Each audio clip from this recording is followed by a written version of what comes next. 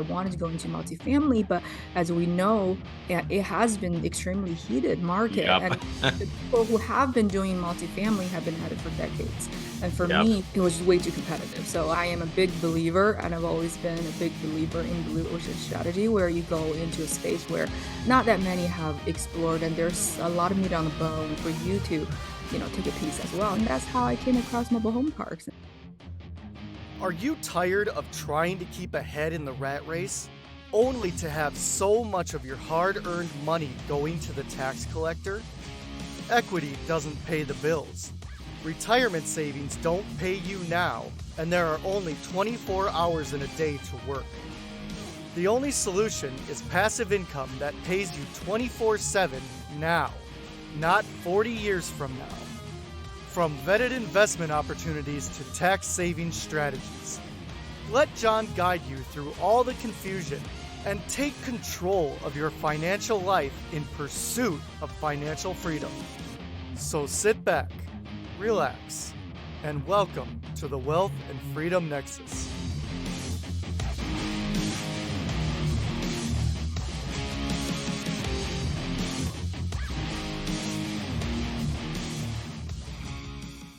For investors seeking DSCR financing, check out timothyhero.com.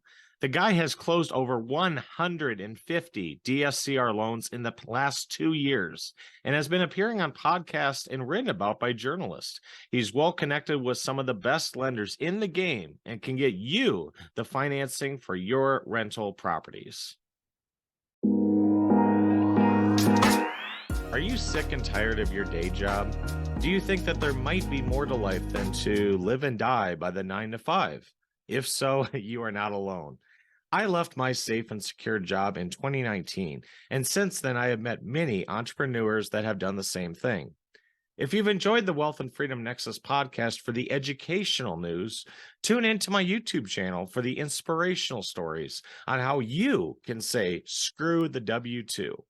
Go to youtube.com/W Freedom Nexus and look for the Screw the W-2 playlist. New episodes drop every Saturday, and later this year will be released on all popular podcast platforms. As always, this is John Rickgarn, investor, educator, realtor, helping you find your way to wealth and freedom.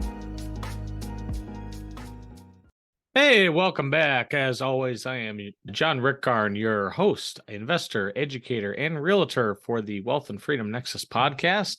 Now, a few housekeeping things. As always, make sure to rate, review, and subscribe if you haven't already.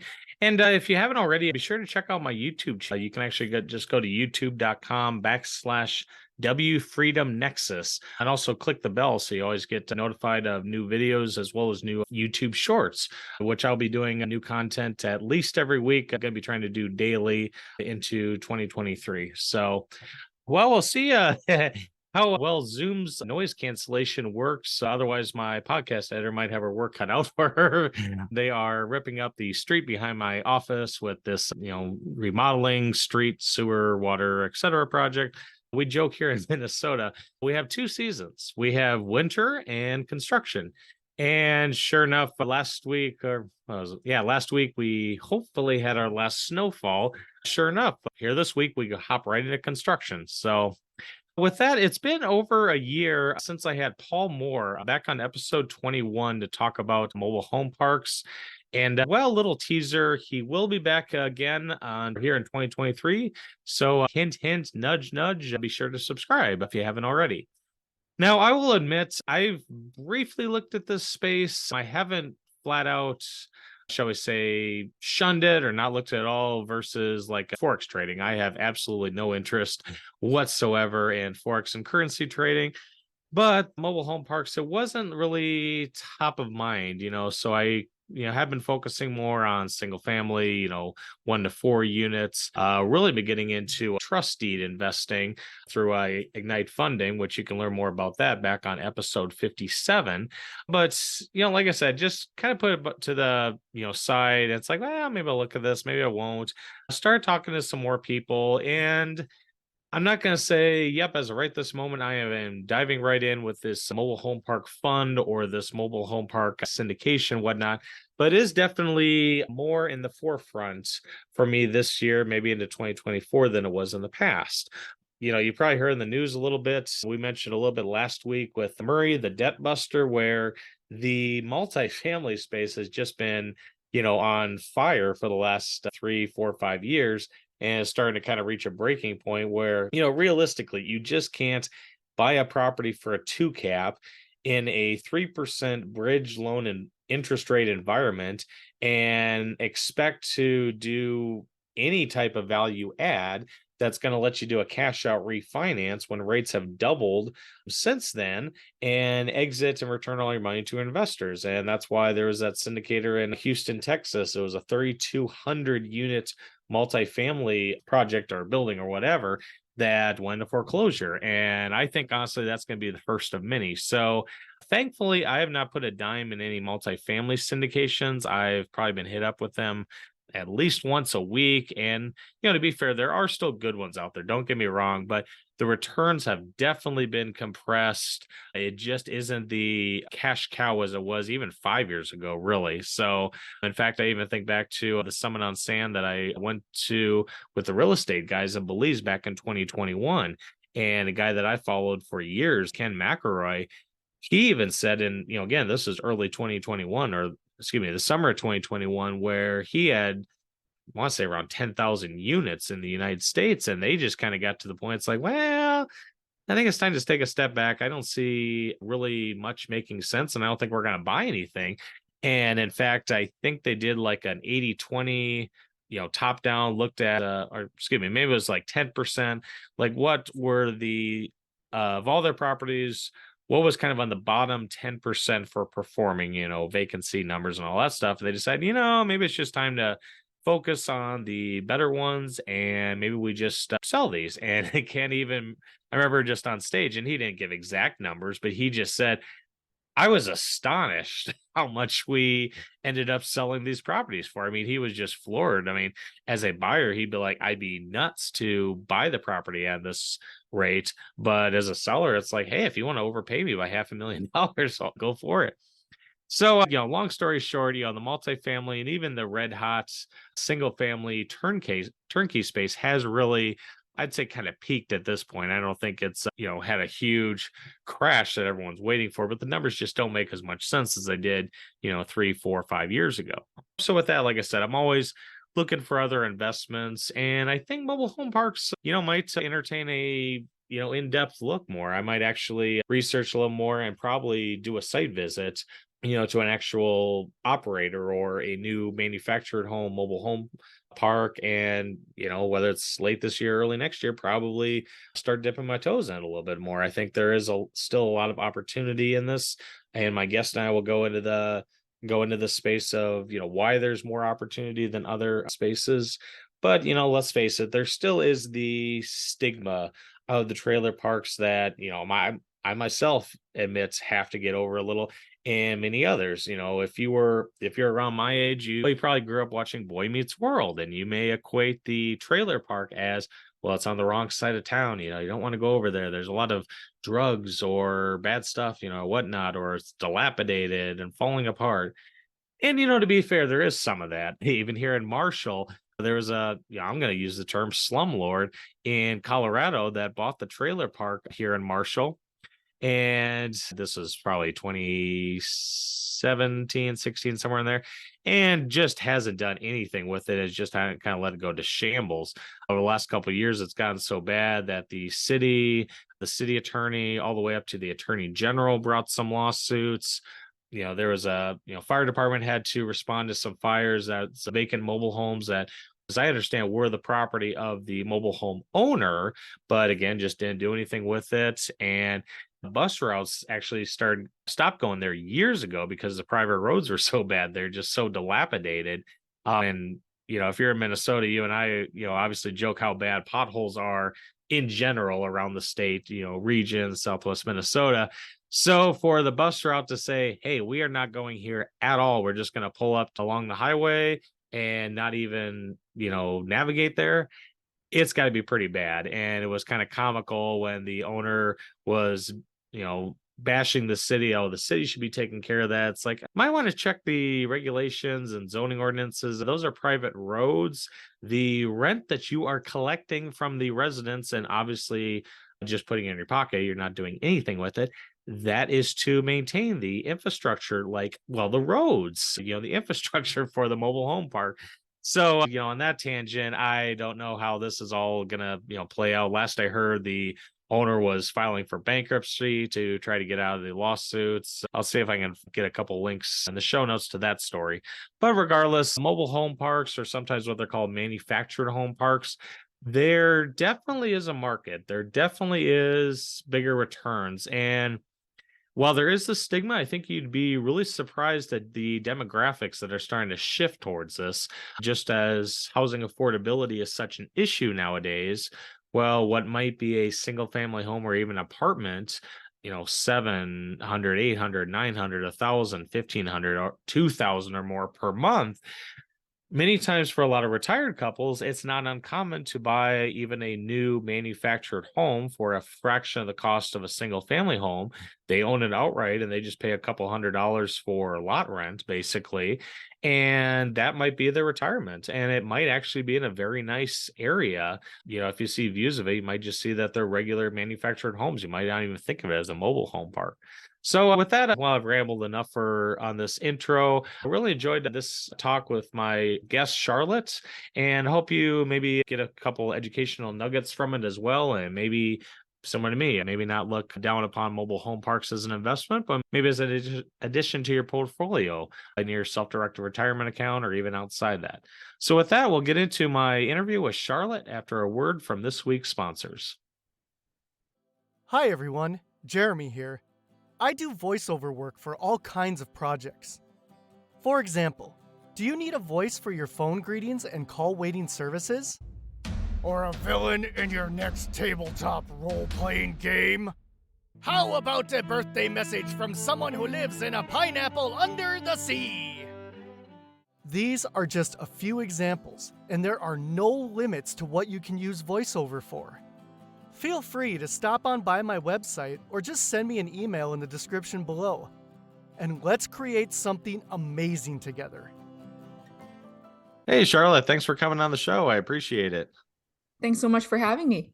You bet. Now, maybe for starting off for my listeners, and I read through your bio, you kind of have before we get into mobile home park investing, you kind of have an interesting story of how you're first generation American, moved to the country from China when you're 16. Can you kind of expand on that and give us a little background on your story? Yeah, absolutely. So, hello everyone. My name is Charlotte Dunford. So, the story of how I came to America was when I was 16, I decided that I've always wanted to attend American college. So I figured the best way to do that is to go through American high school system so that I can be better prepared for all the testing and, SATs and the high school system and all that good stuff. So I decided to hop on a plane at 16 to go to an American high school. Oh. My parents never came with me. I pretty much selected a local school in Pennsylvania and a host family and just went. And Wow. I didn't speak much English. My parents didn't speak any English. They still don't. They still live in China and they never came with me. They never really, they'd never come here really. Okay. But I just, that's how I came to the United States at 16. Yeah. All right. Sounds good. Interesting. So now, obviously, you came into the country when you're 16, started in, like you said, American high school in Pennsylvania. Can you take us from that point to fast forward whenever the year was of, hey, I'm going to invest in mobile home parks? Right. So fast forward after high school, I graduated high school I got into Georgia Institute of Technology. It's, people call it the MIT of the South, but I would like to call MIT the Georgia Tech of the North. So one of the top engineering schools here in the South. And I started school here, majoring in industrial engineering. Soon after that, I switched to business major.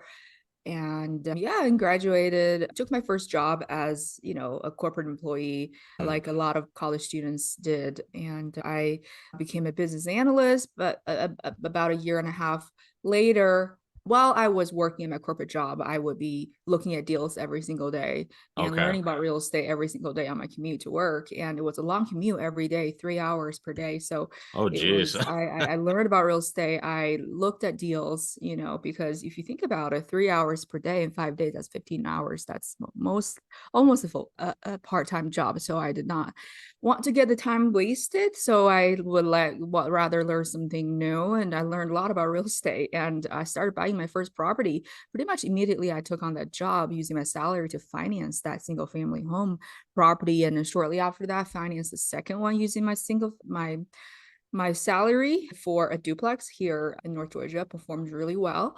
However, after the two, as you can imagine, an out of college grad salary can't really necessarily keep up with the financing need of a commercial property, which I wanted Sure. to. So that's when I made the jump to quit my corporate job and do private equity full time. While I was exploring the options for, the different vehicles of assets to invest in, I wanted to go into multifamily, but as we know, it has been extremely heated market, Yep. and the people who have been doing multifamily have been at it for decades. And for Yep. me, it was just not it was just way too competitive. So I Mhm. I am a big believer, and I've always been a big believer in blue ocean strategy, where you go into a space where not that many have explored, and there's a lot of meat on the bone, and for you to, take a piece as well. So, and that's how I came across mobile home parks and started investing in my first one, and then I met my partner by the end of 2019, and then we really started taking off in 2020 and grew from 1 to 2 mobile home parks now to Okay. 29 transactions. And Wow, very impressive. Yeah, it's interesting you bring up the multifamily, and I know several people that share our thoughts. It's just overheated. I wish I could find the article I came across. There was a multifamily in Austin, Texas, sold for a two cap, and I have to chuckle. Some of these syndications, their whole pro forma is based on refinancing, pulling the cash out. 1, 3, 5 years later. It's like, well, that's fine when interest rates are 2.5, but now that they're 6, 7, 8, who knows what they're going to be by the time someone's right. listening to this. Yeah, currently the market is not too hot for selling. hmm Mhm. So now, you kind of alluded to, obviously, with mobile home parks, you found less competition, a little bit more meat on the bone, versus, kind of the skinny margins with a lot of multifamily deals. Was there anything in addition to that, or what exactly, made you really focus on the mobile home parks? Not just the skinny margins. The margins are never really that skinny on, multifamily. That's why they're hot, right? Because Sure. people have that investment. It's just that as someone who, just started investing, competing with these people who have been at it for decades, and they wouldn't even talk to you. The brokers wouldn't even Mm, talk to you if you don't have, 20 deals, under your belt. So that's okay. the issue. It's not that you don't have an opportunity to get in. And instead of, oh, the margins are low. The margins are fine, is a great business, but when it comes to someone like, me at the time when I first started, it was just not a very feasible way for me to start the private equity firm. So, and Okay. what attracted me to mobile home park, first of all, is that it is a niche where it's been long ignored, and people have been not really looking at this niche, which gives people like me an opportunity to start in. And then it was, every real estate has a cycle, right? It has a, Sure. at the time, and it's still today is in the earlier phase of the curve, and it was not institutionalized, it was not getting consolidated. It is in the process of doing that right now. However, at the time, and still today, we still have the mom and pop operators, and there are plenty Yeah. of opportunities out there to buy those mobile home parks and to have them meat on the bone and to make the money in the industry. So, and also, it's a completely different animal. It's a different hmm asset class. It's not multifamily. It's not single family rental. It's not vacation rental. Is Right. the closest thing to is a parking lot. So what you want in a mobile home park is a solid parking lot with good tenants, living well in mobile home park. So parking in your parking lot. So you want a parking lot full of nice cars, and think about mobile home parks as cars. And Sure. responsible people taking care of their vehicles, but taking care of the homes. And the word that we use in the industry is always pride of ownership. People are proud of their homes. They're proud homeowners. They take care of their homes so they don't destroy the home and doesn't destroy the appeal of the community. So yeah. Okay. Yeah, because I suppose, and I understand too with mobile home parks, it's almost kind of like a hybrid, I would say, like where say an apartment, the tenant does not own the building nor the land. A single family home, there's the land and then there's the house piece. But then mobile home park, it's like the operator owns the land that the buildings sit on, but then the individual owners actually own the individual trailers. Is that correct? That's correct. Yes. And Okay. that's what we want to get. And there are a lot of mobile home parks out there where they're trying to sell the homes as well. And, that's the kind of deal that we are trying to avoid. Or if we Okay. took out the deal, the goal is always transition away from, owning the homes, because we're not in the car dealership business owning the cars. Sure. We're in the parking lot business, and that's the real estate you want. The land Okay. is the real estate where the homes sit on, and that's what you want. That's where the actual asset is. Okay. Makes sense. So now, Mhm. as far as, investors are concerned, looking at this asset class, I kind of look at it from how I put it, like a rock and a hard place where, right, wrong, or indifferent, there is kind of a stigma, so to speak, with mobile home parks. And at the same token, as an investor, and I know this is kind of nationwide, cities, communities, they aren't, a lot of mobile home parks were developed in the 60s, 70s. And it's not like on the new EDA where, hey, we're going to develop this new apartment, we're going to do this industrial park. And oh, by the way, we're going to set the side of land to build a brand new mobile home park. So are there a lot of challenges to get in this space, or is that more of an opportunity for investors? So investors barely build any new mobile home parks, and Mhm. across the country, you barely build any mobile home parks. Like you said, it's challenging that the people, to build new mobile home parks. So we're in the business to buy existing mobile home parks instead of building new ones, because the mobile home Okay. park development is a totally different ball game, and it's extremely difficult to get the zoning, permitting, and by the time that you get that ready, and the utilities, the most expensive piece. By the Oh, time okay. ready, it's already a big $1 million project, and let alone that it's almost impossible to get that zoning and permitting from the city and county. And then obviously for tax reasons, the cities and counties, they would rather not have a mobile home park in their Hmm. county. They would rather have a commercial building. They would rather have an apartment building or office building instead of mobile home park. However, the money is where there are existing mobile home parks and they're Okay. grandfathered in, or they're legally operating. And you show the city that, or county, that you're able to provide value to solve this affordable housing crisis in the city, and this is a problem all over the nation. And as far as, so that's kind of the deal, is not about building new ones, it's about buying existing mom and pop operating ones and turning into a value add asset. And as far as the stigma, the important thing is, who are your clients, right? Who are you trying to Hmm. sell it to? Where do you make the money? First of all, it's the tenants.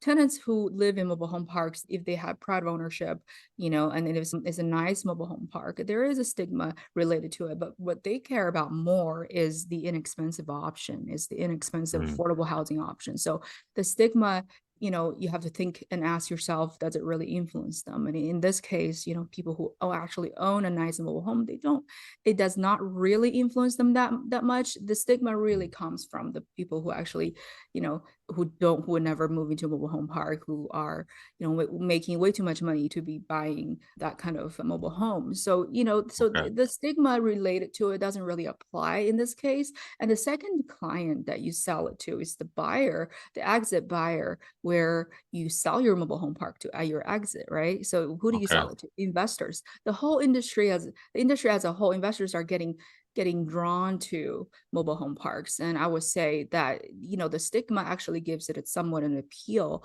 to investors, that it is something that, that's why it's been long ignored, right? So that's where the money is. Mhm. And it's been proven successful based on the sale volume, based on the price hike and the relatively low cap rate in the past couple of years. And still, as the market recovers, mobile home park remains a hot commodity. And that is because investors don't care about that stigma. So as long as your clients don't care, who you're selling the product to don't care, it does not affect, the stigma does not affect the profitability of an asset class as much as you think you would. Actually, play to your advantage, because if you have a stigma, that means that if a lot of people are not considering it, that Sure. would be a good time for you to consider, based on, obviously depending on the deal. So that's what I would say about stigma. Okay, makes sense. So, all right.